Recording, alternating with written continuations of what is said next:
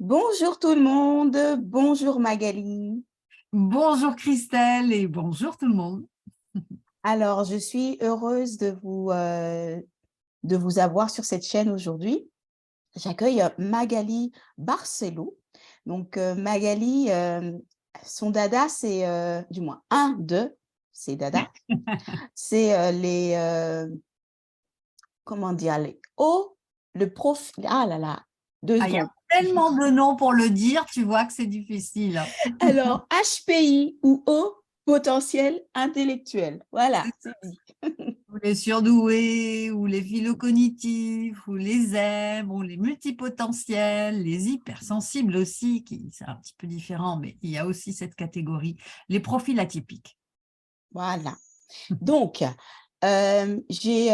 j'ai beaucoup apprécié en fait une masterclass que tu as donnée récemment et je me Mhm. suis dit, non, non, non, Magali, je la connais déjà depuis un moment, je l'ai rencontrée à la NBS, je l'ai vue plusieurs fois en live, c'est quelqu'un, je sais pas, quand je la vois, j'ai juste envie de l'attraper, de lui faire un gros câlin. Donc, je me suis dit, non, non, voilà, faut que je l'invite sur la chaîne, qu'elle vous aide à avancer sur une problématique ou qu'elle vous permette de prendre conscience de ce que pourraient ressentir les personnes que l'on dit euh, À haut au potentiel. potentiel intellectuel, zèbre, etc. Mm. Donc, Magali, alors je vais commencer par me présenter, après je vais t'inviter à te présenter. Donc, pour les personnes qui ne me connaissent pas encore, je m'appelle Christelle Dumas, je suis home organizer et coach. Donc, je vous accompagne à désencombrer vos espaces de vie, vos espaces de travail. En fait, quand il y a du bazar, je Mm. vous donne les lignes où je vous aide à ranger les choses, à organiser les choses, à définir une place pour chaque chose pour pouvoir être plus serein dans votre quotidien. Je fais exactement le même travail au niveau de votre gestion du temps, de votre agenda. Donc, voir ce qui est important pour vous, comment le planifier, comment pas se laisser prendre par le piège d'activités chronophages ou de voleurs de temps. Et j'interviens aussi dans la même optique au niveau de vos croyances limitantes. Donc, voilà, si vous avez des éléments qui vous empêchent de progresser, vous avez atteint un plafond et que vous avez besoin de vous remettre en question, de travailler vraiment sur vous, vous pouvez faire appel à moi. Alors, Magali, est-ce que toi, tu peux te présenter et nous dire en fait cette valeur ajoutée que tu apportes toi dans tes accompagnements? Ok, alors c'est toujours compliqué de se présenter, surtout quand on a mon âge, tu vois, et qu'on a fait un certain nombre de choses déjà. Alors je vais essayer de structurer et de faire simple. En fait, moi, mon métier, je crois que c'est la relation, tu vois, avant tout. Depuis toujours, je suis tombée dans la potion magique comme Obélix de la relation. Donc, j'ai évolué dans le milieu de la relation, d'abord dans le milieu commercial et puis des relations humaines, de la formation et puis de l'accompagnement, puisque très tôt, je suis devenue gestalt thérapeute. En fait, j'ai commencé par la partie marketing et commerce pour ensuite développer mes compétences dans l'animation, la formation, ce que je fais toujours depuis 30, oui, un peu plus de 30 ans. Et puis, je suis devenue donc gestalt thérapeute, ça fait un peu plus de 20 ans. La gestalt thérapie, c'est un courant de psychothérapie qui est centré sur la relation. Donc, tu vois, j'ai toujours tourné autour de la relation. Mon truc, c'est ça, c'est les autres, c'est la façon dont on est en lien, la façon dont on communique, la façon dont on échange, la façon dont on peut s'apporter les uns les autres et grandir. Donc, je l'ai fait de différentes façons, mais c'est ça mon fil, en fait, tu vois. Et j'accompagne toutes les personnes qui ont envie de s'interroger sur leur façon de vivre, sur qui elles sont et qui ont besoin d'aide pour s'épanouir. Donc, j'aide les gens à s'épanouir à la fois personnellement et professionnellement. Donc, je dirais que j'ai deux casquettes qui me caractérisent, c'est le relationnel, la qualité relationnelle, puisque c'est vraiment, j'insiste, mon fil, et les HPI, parce qu'il y a une dizaine d'années, j'ai découvert ce milieu et ce sujet du haut potentiel intellectuel. J'ai découvert par ma fille et ensuite j'ai compris que ça me concernait aussi et je me suis passionnée pour le sujet, je me suis formée et aujourd'hui, eh bien, ça fait partie de l'essentiel de mon activité. Donc, j'accompagne les profils atypiques, adultes et adolescents, à s'épanouir en individuel, en groupe Et je forme aussi les professionnels de l'accompagnement, les coachs, les thérapeutes, les psys, les médecins, tous ceux qui ont envie de s'interroger sur ce profil. Je les forme à apprendre, donc à accompagner ces profils atypiques parce que forcément, ils ne fonctionnent pas comme tout le monde. C'est super ce que tu décris et quand on a une particularité, c'est juste génial de trouver, déjà de se comprendre soi et puis, C'est de ça, trouver quelqu'un, à qui on peut faire confiance et qui est passé par ce chemin-là. C'est mmh, juste génial. c'est ça. Pour cadrer un peu les choses, pour qu'on se comprenne bien, Ouais, toi et moi, ainsi que les personnes qui écoutent, est-ce mmh, que tu pourrais nous définir selon toi, en fait, ce que c'est le haut potentiel intellectuel? complètement. Alors, on ne va pas le définir en quelques minutes, bien sûr, mais je vais donner des éléments essentiels. En fait, le haut potentiel, déjà, j'ai envie de dire, ce n'est pas une maladie. Mmh. Parce qu'il y a encore des personnes qui prennent ça pour un obstacle, pour quelque chose de terrible ou voire une maladie. J'ai entendu ça et je l'entends encore. Donc, ce n'est pas une maladie, c'est une caractéristique. En fait, c'est une atypie développementale. Ça veut dire que ce sont des personnes qui ont une façon de fonctionner, une façon de penser qui est différente des autres et donc ils vont se développer différemment. Tu vois, c'est pour ça que quand on est enfant, on appelle ces personnes-là les enfants précoces, parce qu'ils Mmh. vont plus vite sur un certain nombre de choses, pas forcément sur tout. Donc, en fait, c'est une atypie développementale. On a une façon de fonctionner qui est différente des autres et qui fait qu'on se développe différemment, qu'on s'adapte différemment et qu'on perçoit les choses différemment. Donc, ça donne des comportements parfois différents. Donc ça, c'est vraiment une base et ce qu'il faut souligner, c'est que c'est une, comment je dirais ça? C'est une particularité, neurophysiologique, tu vois? C'est pas c'est une réalité neurophysiologique. C'est pas quelque chose qu'on a inventé, c'est pas quelque chose qui arrive comme ça parce que tu as une fée qui est passée sur le berceau et qui a dit: «Bah, toi, tu vas être à haut potentiel et puis toi, non». C'est pas du tout ça.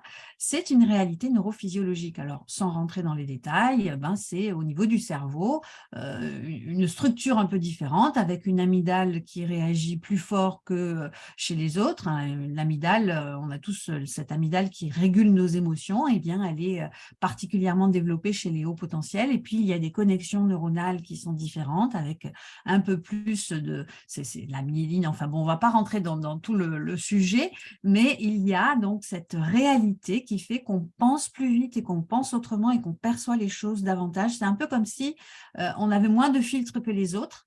Et de ce fait, on perçoit beaucoup plus de choses. Et donc, ça se bouscule au portillon parfois, tu vois. Et ça crée des façons de fonctionner différentes. Mais ça aide aussi à faire beaucoup plus d'associations. Et ça, c'est un trait caractéristique qu'il faut souligner. Il y a une capacité à associer les idées, à associer les choses. Et c'est ça qui nous rend plus créatifs. Et c'est ça qui nous conduit à aller vers la différence, tu vois. OK, d'accord, merci pour voilà, ce cadre qui est posé en quelques minutes. Donc, nous ne Oui. sommes pas allés en profondeur, mais voilà, ça donne déjà, voilà, de quoi est-ce que nous allons parler. C'est ça et je dirais que s'il y a des personnes qui nous écoutent et qui ont envie d'aller plus loin, il y a ma chaîne YouTube, qui va démarrer bientôt avec toutes les conférences que j'ai déjà réalisées souvent et il y a plein de ressources et puis vous pouvez me suivre sur les réseaux, on en reparlera mais voilà, vous pouvez aller plus loin dans le sujet mais déjà ça donne une idée de ce que c'est. Ce sont des personnes qui ne pensent pas comme la majorité des autres, mais ce n'est pas une maladie. OK, du coup, selon toi, toujours, qu'est-ce qui nous empêche de nous épanouir lorsque nous avons un profil à, haut potentiel intellectuel? Alors, qu'est-ce qui nous empêche de nous épanouir quand on a un profil à haut potentiel? Déjà, la première chose, c'est de ne pas le savoir, tu vois? Parce que c'est quelque chose qui existe, mais tout le monde ne le sait pas. On peut passer sa vie sans savoir qu'on est concerné par le haut potentiel parce que ça fait quelques années maintenant qu'on en parle beaucoup, mais très, très longtemps, on n'en a pas parlé. Mais il faut savoir que c'est quelque chose qui existe depuis toujours. Il y a toujours eu des gens qui avaient un fonctionnement cognitif différent, même au Moyen Âge. On appelait ces enfants-là, ces enfants qu'on disait et qu'on dit encore aujourd'hui des enfants précoces, on les appelait les enfants vieillards.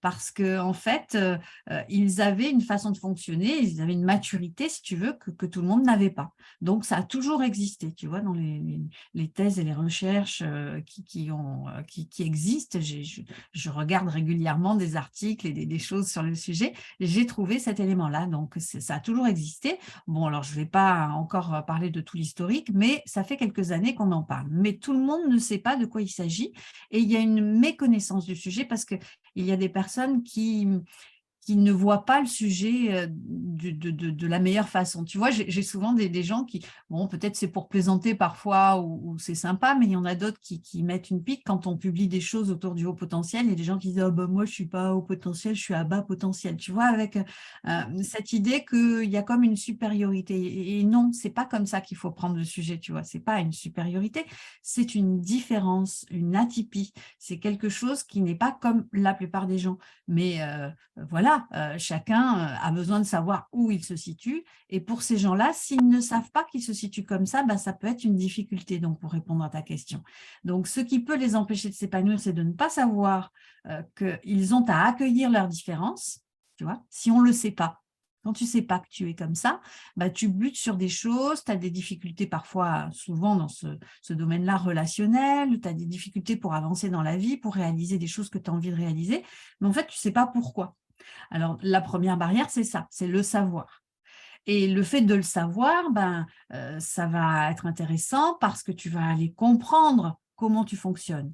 Et bien sûr, tous les profils à haut potentiel ne fonctionnent pas tous de la même façon, chacun a ses spécificités, mais ça vaut le coup d'aller creuser, d'aller voir, d'aller explorer et de se dire pourquoi je suis comme ça et pourquoi je réagis comme ça et quelle est ma différence par rapport aux autres. Et c'est ça. Tu vois, tout à l'heure, tu me demandais ce qui peut-être me caractérisait, je ne sais plus comment tu m'as posé la question, ou la valeur ajoutée que je pouvais apporter. Et en fait, c'est ça, c'est un regard sur la différence. Tu vois, je crois que même avant de savoir que j'étais concernée par le sujet, moi, j'ai toujours été très curieuse, et curieuse des autres. J'ai le goût des autres. J'aime bien découvrir les gens. J'aime bien savoir comment ils fonctionnent. J'aime bien savoir ce qui est pareil et ce qui n'est pas pareil, tu vois. Et on a tendance en général à aller vers les gens qui sont comme nous. Mais moi, mon truc, c'est justement d'ouvrir et de dire, mais non, mais allons vers les gens qui ne sont pas comme nous aussi. C'est tellement plus riche, c'est tellement plus dynamisant, c'est tellement plus structurant, c'est tellement plus merveilleux, quoi, tu vois. Et bien, c'est ça, en fait. Et je crois que de tout temps, même avant d'être branchée sur ce canal du haut potentiel, j'ai toujours été quelqu'un qui aimait la différence et qui autorise les autres à aller vers leur différence ou vers la différence. Et pour moi, c'est ça la richesse de la vie.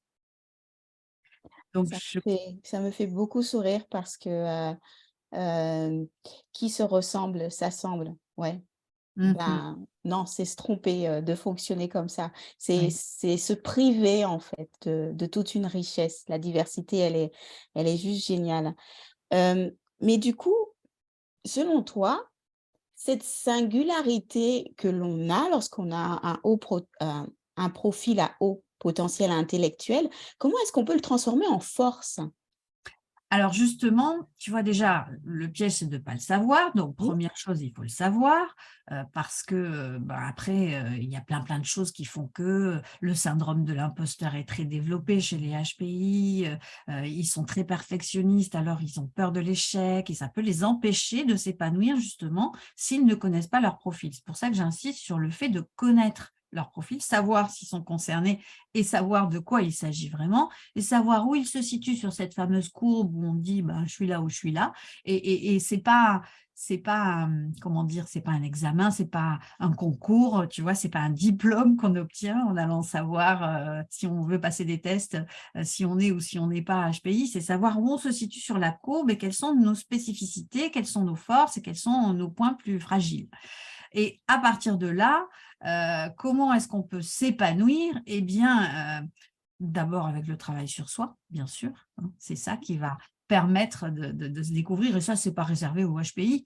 tout le monde a, à mon avis, intérêt à un moment donné dans sa vie de s'interroger. Je connais très peu de gens qui n'ont jamais eu besoin ou envie de s'interroger sur eux, tu vois. Il y en a, mais bon, bah, il y a des gens qui traversent la vie comme ça et qui n'en ont pas besoin ou qui font sans. Mais je pense qu'on a tous intérêt à un moment donné de prendre ce temps de s'interroger sur soi pour savoir qui on est et pour être mieux dans sa vie et mieux se réaliser. Donc, pour s'épanouir quand on est HPI, il est important, comme je disais, de le savoir, de connaître ce profil, de vraiment s'interroger. Il y a plein de ressources pour ça. Et de travailler sur soi pour savoir quels sont nos points forts parce qu'on n'a pas tous les mêmes. Hein. Il y a quelque chose que disait Jeanne Fachin qui a décidé de les appeler des zèbres. Hein. Il y a plein, la terminologie est très large, on ne s'entend pas sur un seul point, mais le plus utilisé, c'est le haut potentiel.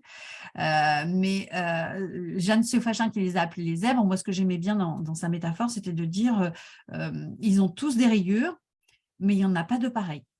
Tu vois.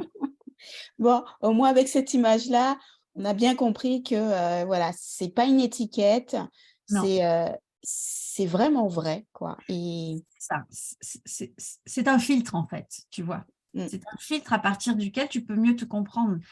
Si tu vas dans une ville avec un plan qui est le plan d'une autre ville, mmh, bah, tu ne vas pas savoir te diriger, tu vois.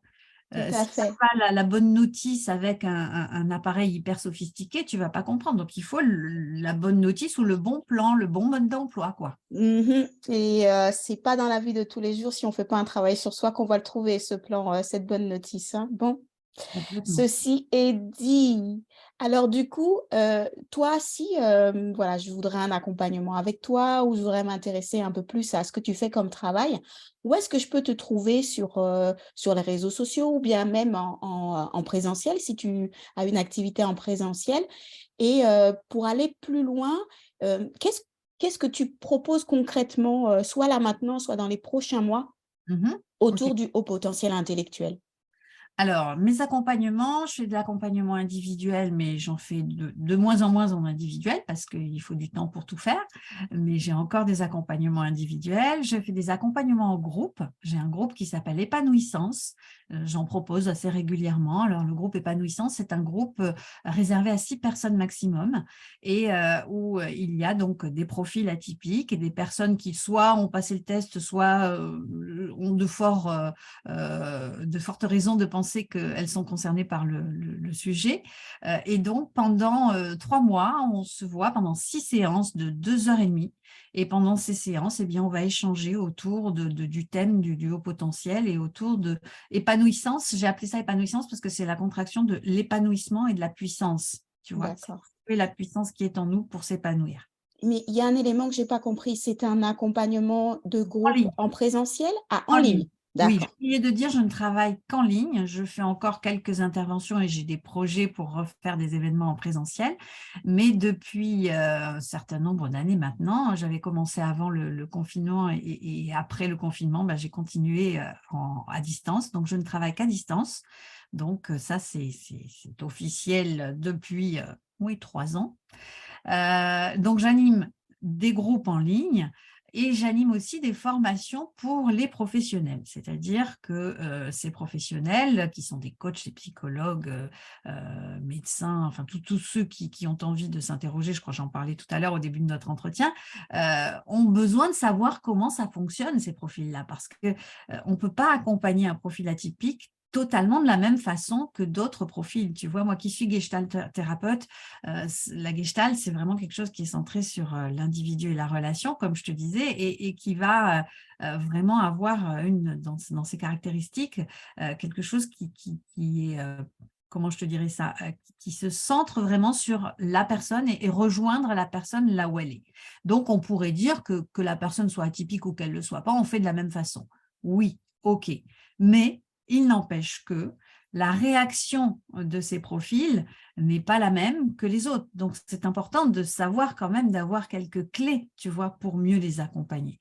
Et donc, qu'on soit comme moi, gestalt thérapeute, qu'on soit psychopraticien, quelle que soit votre obédience, quel que soit votre type d'accompagnement et statut et format d'accompagnement, on a besoin de savoir que certaines personnes ne réagissent pas de la même façon. Tu vois, dans le milieu médical, parfois, il y a des médecins, et je l'entends très souvent, qui vont dire « Ah non, non, mais je ne vais pas pouvoir vous soigner, c'est pas possible. Vous me dites que vous avez mal, c'est pas normal, vous ne devez pas avoir mal là. » Tu vois, il y a des choses comme ça qui se passent. Et en fait, ces profils atypiques, ils sont tellement hypersensibles que là où d'autres auraient 3 sur une échelle de 0 à 10, ben, eux, ils vont avoir 10. Et inversement, là où d'autres pourraient avoir, tu vois, une douleur prononcée, ben, eux, ils ne vont pas la sentir de la même façon. Tu vois, il y a des tas de différences. Et quand on le sait, on n'aborde pas l'accompagnement de la même façon, quel qu'il soit. Donc, il y a des professionnels qui ont envie de se former et j'ai créé donc une formation et j'anime depuis, ça fait combien maintenant? Ça fait 1 an et demi, Oui. des sessions avec une collègue et amie, Emmanuelle Delrieux, qui co-anime avec moi. Et donc, nous formons des professionnels à l'accompagnement des profils atypiques, à l'accompagnement de ces profils à haut potentiel. Donc, il y a des naturopathes, des kinés, des psychologues, des psychomotriciens, des sophrologues, des hypnothérapeutes, des coachs. Tu vois, vraiment, tous les gens qui sont dans l'accompagnement et qui ont envie de savoir mieux s'y prendre pour accompagner ces profils qui en ont bien besoin, parce que bien souvent, c'est une difficulté. Tu vois, tout à l'heure, tu me disais comment font-ils pour s'épanouir. Il faut qu'ils se fassent aider, mais il faut qu'ils trouvent les bonnes personnes aussi. Mm. Parce que s'ils vont voir des professionnels qui ne connaissent pas leur profil, à un moment donné, il peut y avoir une limite. Oui, j'ai senti un mal-être à l'intérieur lorsque tu as dit que on va voir un professionnel de santé, on dit qu'on a mal et la personne, nous dit que c'est pas normal d'avoir autant mal. Ça m'a fait froid dans le dos. Je me suis dit: «Mince!» Ouais, Donc oui, oui, je sens cette importance de pouvoir les comprendre et de pas chercher à leur appliquer une norme qui correspond à la plupart des personnes que l'on accompagne. Je c'est je ça. ressens ça dans le corps, en C'est fait. ça, c'est ça. Moi, je l'ai vécu et j'ai des personnes qui l'ont vécu, tu vois, j'ai eu plusieurs cas comme ça de situations dans lesquelles le médecin, vient à dire: «Mais, bah, écoutez, moi, je ne vais pas pouvoir vous soigner si c'est comme ça». Et tu es là, tu es complètement démuni, tu dis: «Ma douleur, elle existe, elle est réelle» et tu vois, je pense qu'à un moment donné, ça met la personne dans l'impuissance et s'ils n'ont pas cette ouverture à comprendre que tout le monde ne fonctionne pas de la même façon et que toi, tu vis pas la douleur de la même façon, et ben, ils passent à côté. Jusqu'au jour où tu tombes sur la personne qui t'entend vraiment et qui Ah, dit: «Ah OK, d'accord, eh ben, on va s'y prendre autrement» et ça marche.